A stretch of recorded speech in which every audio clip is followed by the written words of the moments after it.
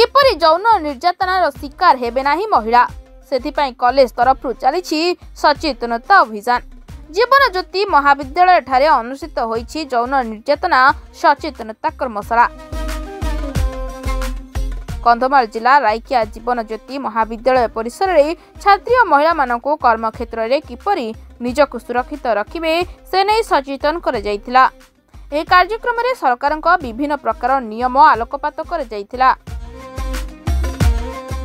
विभिन्न प्रकार नियम एवं एक्ट उपरे अध्यक्ष छात्र छात्री मानकु प्रांजल भावरे बुझाइथिले एवं कौनसी प्रकार निर्यातना को महाविद्यालय परिसर मध्य प्रश्रय दियाजिबो नाही बोली कहिथिले।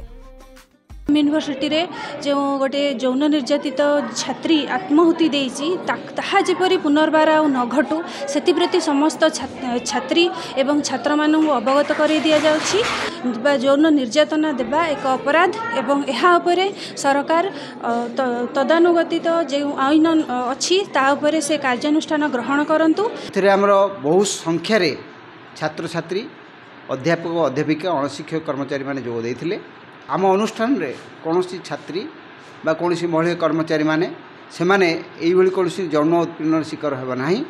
सर्वदा एठारे से माने एई कैंपस बा एई परिसर भितरे से माने सुरक्षित रहबे यामो प्रतिश्रुत। वर्तमान ओडिशार समग्र विश्वविद्यालय महाविद्यालय स्तर रे विभिन्न प्रकार सेक्सुअल हारासमेंट उपरे विभिन्न प्रकार नारी निर्यातना उपरे सभा समिति अनुष्ठित होउछि।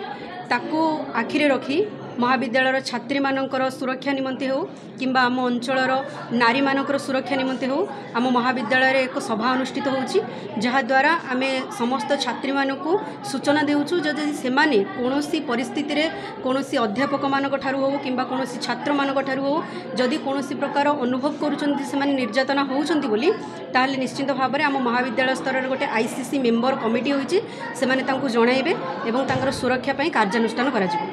आमर जो पोस्ट एक्ट 2013 एवं यूजीसी रेगुलेशन एक्ट 2015 माध्यम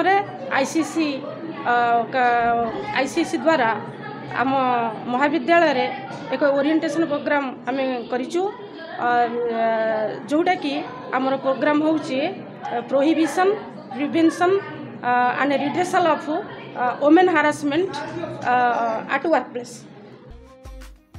कंधमालरू द्युतिकृष्ण पंडांक रिपोर्ट सरकार न्यूज।